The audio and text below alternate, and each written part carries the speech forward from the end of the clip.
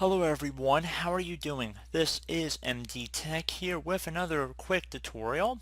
In today's tutorial, I'm going to show you guys how to fix the error code 0x80070005 on your Windows computer. So this should hopefully be a pretty straightforward tutorial, and without further ado, let's jump right into it. So we're going to begin by opening up the Start menu. Just left click on the Start button one time. Type in CMD. Best match should come back with command prompt right above the desktop app. Right click on that and then left click on Run as Administrator. If you receive a user account control prompt, left click on Yes. Now in the elevated command line window you see before us, you want to type in REG SVR32. So again, REG SVR32 space quartz, so QUARTZ .dll.